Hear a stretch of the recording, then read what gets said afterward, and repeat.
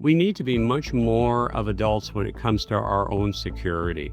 We have, for much too long, simply relied on the Americans to take care of whatever the threat was, and therefore assumed, very mistakenly in my view, that Canada somehow was safe from all the geopolitical threats at all. The only problem Canada faced is that the world needed more Canada, which of course we saw very quickly was not the case, if it ever was. This is the Expert Series podcast from the CDA Institute, Canada's premier defense and security think tank. I'm Josh Malm, and it's Friday, May 23rd, 2025. Today I'm pleased to announce that we have officially selected an architecture for the state-of-the-art system that will deploy next-generation technologies across the land, sea, and space, including space-based sensors and interceptors. And Canada has called us, and they want to be a part of it. We are conscious that we have an ability, if we so choose, to complete the Golden Dome with investments and partnership. And it's something that we are looking at and something that has been discussed at a high level, but not sure one negotiates on this. These are military decisions that are then taken. Prime Minister Mark Carney says Canada is exploring participation in Donald Trump's newly announced Golden Dome, a $175 billion space-based missile defense system unveiled Tuesday aimed at intercepting hypersonic, ballistic, and space-launched threats. The potential partnership marks a shift from Carney's past warnings that Trump poses a threat to Canada's sovereignty, reflecting potentially a more selective approach to U.S. cooperation. Talks are now underway as part of broader NORAD modernization and continental defense planning. Rob Huebert, Interim Director of the Center for Military Security and Strategic Studies and CDA Institute Fellow, joined us to discuss what role Canada could play in the Golden Dome defense system, what it means for nuclear deterrence, continental defense, and what Canada's potential involvement means for U.S.-Canada relations, coming after existential concerns over President Trump's language around Canada becoming the 51st state.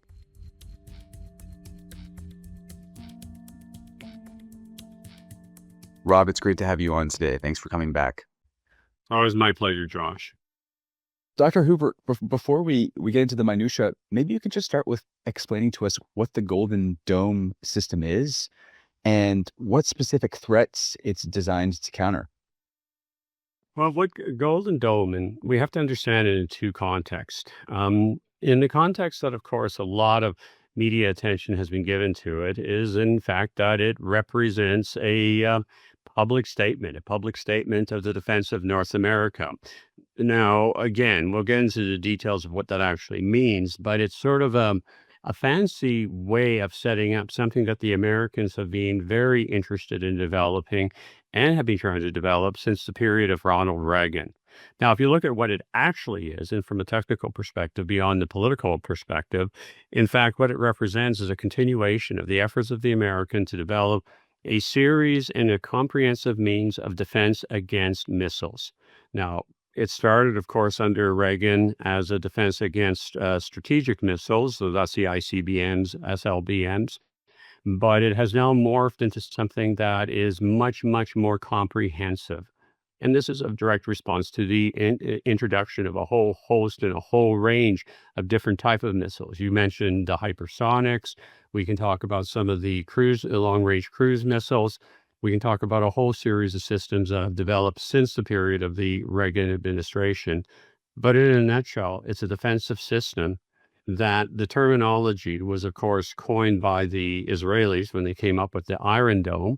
But the technology, the initial technology that the Israelis had to create that was based on the American Patriot system that, of course, was begatted by the Strategic Defense Initiative. And so if we actually try to disentangle the Golden Dome, it is this long-term effort on the parts of the Americans to have a defensive system against missiles.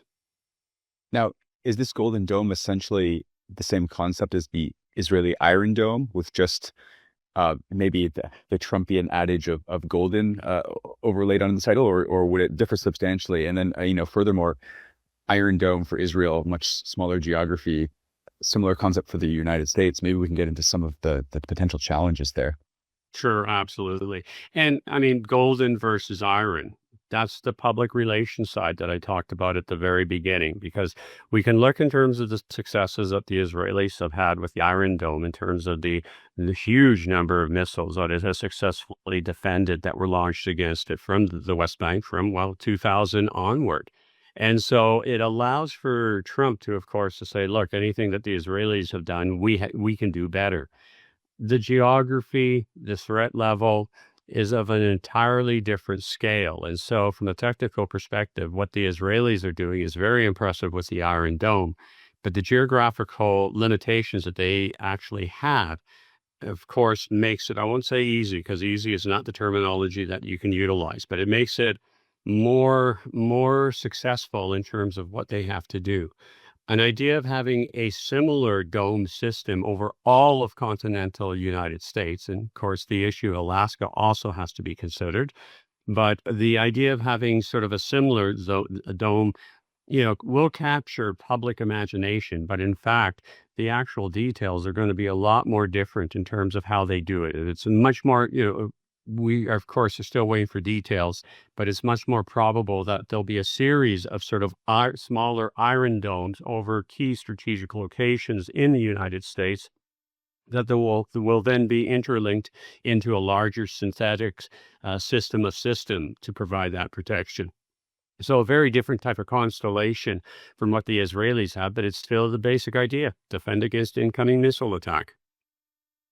Dr. Huebert, why is the United States choosing to pursue this kind of capability system right now? And from your perspective, what might it signal about the evolving threat perceptions and defense posture of the United States? Well, let's be clear. The Americans have been developing an anti-missile system for a long time. This was, of course, the dream of Reagan, was to create, under Strategic Defense Initiative, as some would refer to it, Star Wars, was the ability to basically stop and defend against a Soviet missile attack. I mean, keep in mind, and we'll come back to this, but I mean, it was a basic challenge of destroying the nuclear deterrent system. It was basically allowing the Americans to get a first strike capability. They said they never would do it, but the reality is, if you can stop all of your enemy's missiles, that is, in fact, what you have. The Americans realized technical difficulties, and with the end of the Cold War, the emphasis got reduced. But again, when we think of the weapon systems that were introduced in the first Iraq War, we can see clearly that the technology continued, albeit at a smaller level. And so you had Patriot, which is a missile designed to destroy a missile. And we saw, of course, limited success against the Scuds. Not quite, at first it was being hailed as something that was shooting down every single Scud. We know subsequently that wasn't the case. But the Americans have continued to build that system. They then, of course, provided it to the Israelis during the 1990 and 91 Iraq War, and they subsequently upgraded it. The interesting thing is that we saw the Israelis actually had a higher kill rate than what the Americans had in the Iraq War. But nevertheless, we see the Americans continue. Now, what has changed, of course, is this public statement that Trump is making. Part of it is politics. Part of it is Trump, of course, trying to create, being able to say that he's doing something entirely different than all of his predecessors, and particularly the Democrats, but also, I think, some of the Republicans. The threat has been developing since the period when the Chinese and Russians saw how effective the Patriot system were. And in fact, we get into this traditional action-reaction. One could almost characterize it as an arms race. I don't know if race really fits the term, but it's clear that the Americans are trying to come up with a defensive missile system. They come up, Patriot becomes part of it. The Chinese and the Russians see how effective Patriot is against traditional missiles, and that's why they start trying to develop their hypersonics. For the Russians, it's the Kier 102. We see in terms of some of the other technologies that the Chinese are developing. All of these, of course, are using stealth and speed to try to defeat what the Americans are doing. And so all of a sudden, and I shouldn't say all of a sudden, because we start seeing it, when General Van Herk, who'd been the two commanders ago of NORAD and NORTHCOM, was the first to publicly go and say, we can't defend against the new generation of the delivery system. So again, that delivery system was a response to the American defensive systems. And now what the Americans are trying to do with the Golden Dome is create a defensive system now against the systems that were against the Americans. So it's an action, reaction, reaction. And so what Trump is doing from a political perspective, it's the defense of North America. Remember this, some call it isolationist, some call it spheres of influence. But remember, Trump is saying the most important thing for him is the defense of the United States, full stop. And so we can see him trying to politically separate himself from Biden, but at the same token, proceeding with a long-term trend line that the Americans have been experimenting with. Now, there are those that say the technology is such that you can never shoot down these missiles. Warning and deterrence is still the better way of ensuring that they never launched in the first place. But again, if you follow what the Israelis face, the Israelis were not able to deter Hamas from firing the missiles and therefore had to defend against them. The thinking is that as the Chinese and the Russians develop these weapon systems, they might in fact be tempted to come to the conclusions that they can beat the American deterrence system and successfully launch a strike on North America. Notice I say North America because they'd have to take out some targets in Canada as well. And so ultimately, if you come to the conclusion that you are facing an authoritative and expansionary Russia and China, you have to take that assumption. And they have spent billions of dollars developing these missile systems that are designed to defeat your defensive systems. Well, then the question is, do you then build systems to defeat that? And so this is where we are now today with the Golden Dome. Dr. Huebert, what is the likelihood of actual Canadian participation in such a system, especially considering Canada's previous stances in regards to ballistic missile defense? Well, again, we have to examine what the Canadian position was, because remember, the Martian government had developed an MOU that it was going to sign on with the American missile defense. This is not widely known. But what happened in that particular case, Martin had a minority government and 3 or so MPs, the story is that these were specifically from Quebec, told Martin that if in fact that they went ahead with the MOU that had been negotiated where Canada accepted the American or gave agreement to the American anti-missile systems, just as every single other NATO country had done, and just as the Japanese, South Koreans, and I think the Philippines had also done, we would have been just joining everybody. But that agreement had been negotiated and agreed upon. It was going to be signed, but these 3 MPs told Martin that they would basically pull their support of the government, forcing a fall of Martin's minority position. And so Martin at that point withdrew the MOU that was negotiated. And of course, we also have to recognize that Harper, who then comes into power, could have raised the issue and pursued it, but chose not to. And of course, the Liberals continued to remain. So Canada remained the only country out. And the explanation that best explains it is not that we had some detailed strategic analysis about worry about first strike, second strike, the core issues of the destabilization argument that some people have retroactively tried to apply. It came down to hardcore politics. We, those 3 Liberals didn't want to support it for probably very good domestic reasons within their ridings. But of course, that's no way to have an overall government. Now, we fast forward to, of course, the period when we start knowing that we have to have NORAD modernization. We go to strong, secure, and engaged, and that's where we first start seeing the statement saying, look, NORAD has to be modernized. Now, why does it have to be modernized? Because there is the recognition that the Russians in particular are developing these new weapon systems and that the Russians are increasingly being aggressive. Again, we don't like to use that terminology.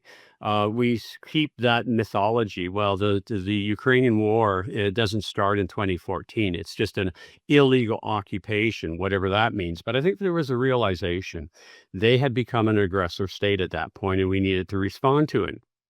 Now, of course, strong, secure, engaged said we were going to modernize NORAD, but we really didn't do anything from 2017 until the Russians invade Ukraine for the second time. So in other words, they've successfully invaded Crimea. They successfully caused that simmering civil war in eastern Ukraine. And then in February 2022, they attacked full scale. At that point, you, of course, see the Liberal government saying, we really have to get serious about NORAD modernization. We see Anita Arand as defense minister coming forward and putting forward some very concrete ideas of what we need to do. But recognize what the emphasis is. Not modernizing NORAD for the sake of saying, oh, we've got to modernize NORAD. Well, what does that mean? It was responding to the developing missile threat that the Russians posed.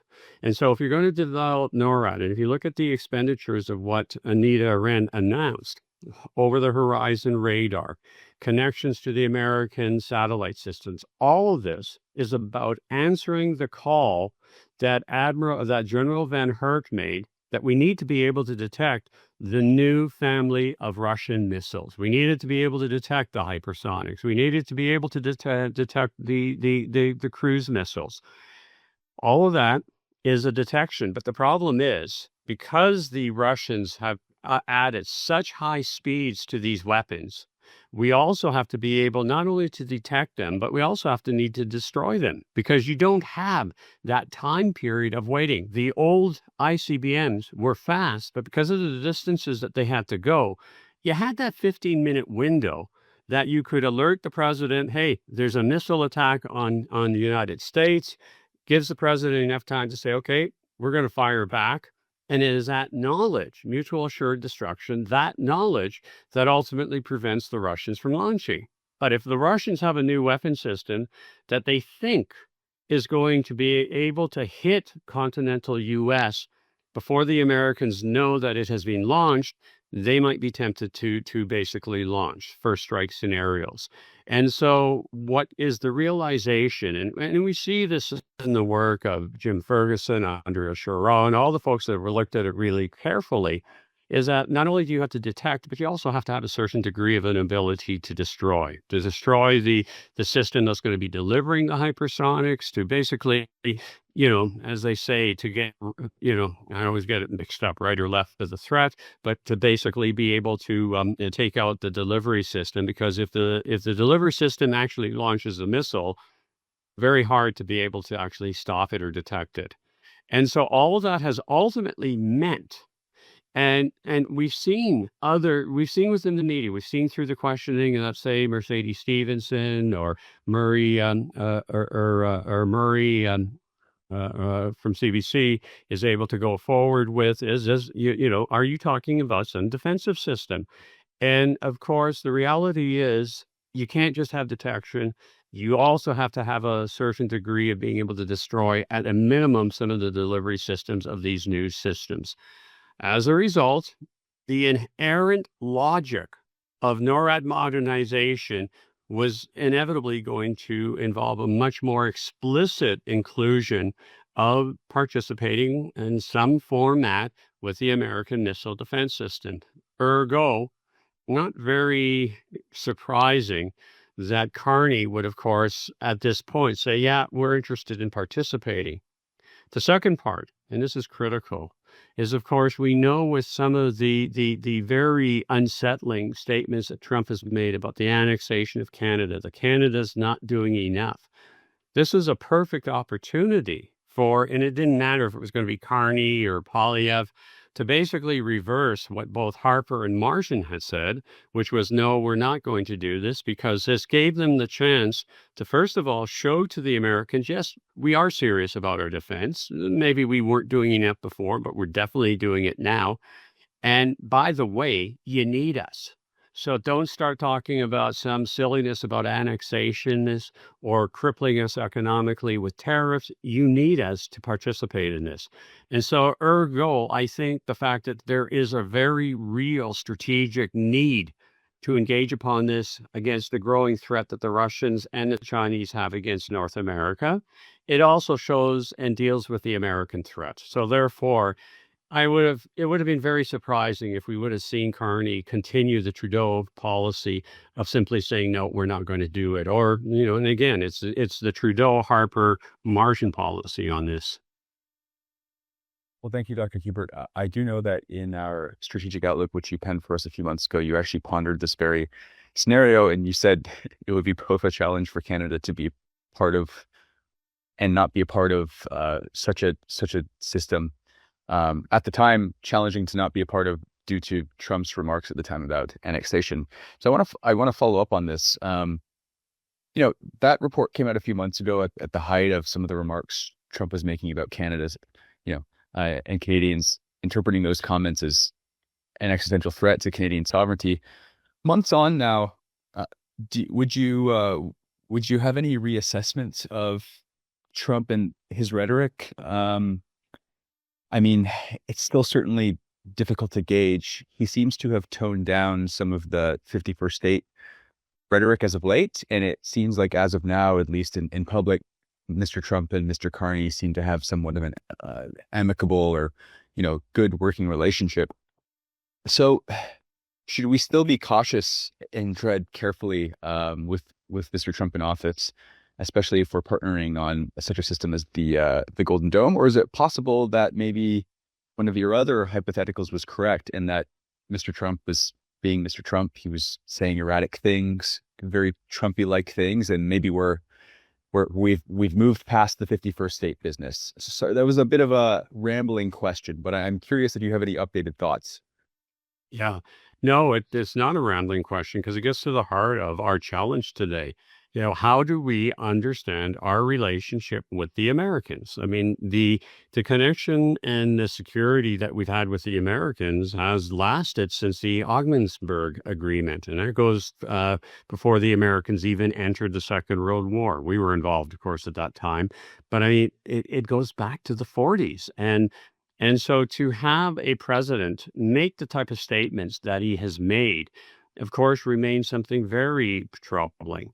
Now, part of the problem is, of course, is that we see that he has had to restrain some of his actions, particularly when it has become abundantly clear how much some of his actions is hurting his base. And that seems to be the driving feature for when he backs off. I don't think he really cares when it hurts California or New England or any of the areas that he deems, the enemy states, the democratic side of it.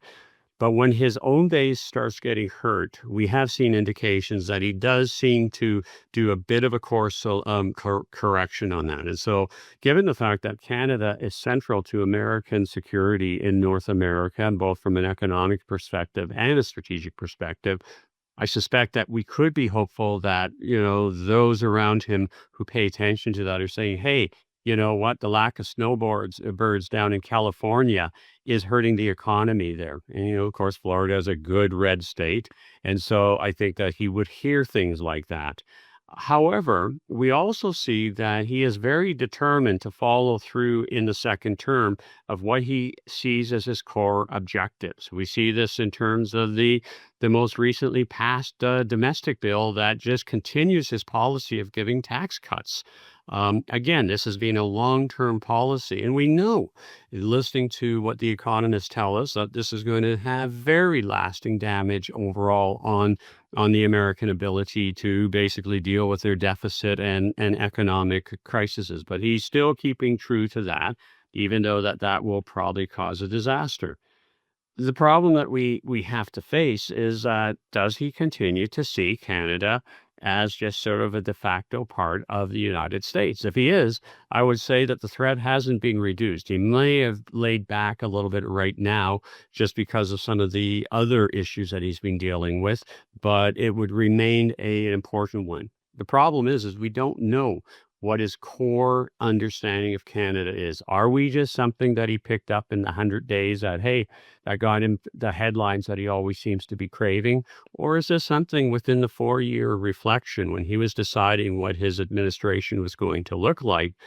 Was this something that ultimately he was going to be pursuing? And so really, I think it's still much too soon to be able to tell whether or not that we have seen turning the hill, that we've gotten past the rhetoric, the elimination of Trudeau, whom he seemed to have had a personal dislike of, maybe in fact that we could see some type of action. But again, we're reminded, look at his behavior with the South African leader that he just met, and he went right back to form. And so, I'd say that Canada still has to be cautious, but Canada also has to realize that it has to figure out how to protect itself from the other geopolitical threats, i.e. China and Russia, at the same time that we are dealing with a somewhat destabilized United States. Dr. Huebert, thanks for a great discussion today. Before we wrap up things, do you have any final thoughts, parting words of wisdom for our audience, or do you think there's any key elements of this conversation we had or didn't have that you think might be important for people to leave with? I think the most important thing is that the one favor, and I picked that word carefully, the one favor that having such an unstable relationship with the Americans right now, I think it's driven home to most Canadians that care about these issues. We need to be much more of adults when it comes to our own security. We have, for much too long, simply relied on the Americans to take care of whatever the threat was, and therefore assumed, very mistakenly in my view, that Canada somehow was safe from all the geopolitical threats at all. The only problem Canada faced is that the world needed more Canada, which of course we saw very quickly was not the case, if it ever was. And so I think that the uncomfortableness that we have is unfortunate, and I still maintain that there is a danger from the Americans that we haven't faced for a very long time. But above all of that, I think that it has pushed Canadians to become much more mature in the consideration of security. And so I think in that way, it's a good thing. The bad thing, of course, is that the threats that we need to be responding to, that the Golden Dome and other modernization of NORAD, those threats are going to get worse as we move forward. And so hopefully this new awareness of security issues will result that we, in fact, take these threats serious and rather than just simply trying to cure them with a political statement, actually take the necessary strategic planning and decisions that we need to maintain to protect Canadians. And that's all for today's episode.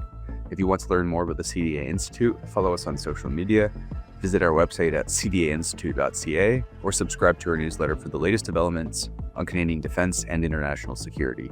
If you have comments or feedback about what you heard in today's edition, email josh@cdainstitute.ca. I'm Josh Malm. Until next time.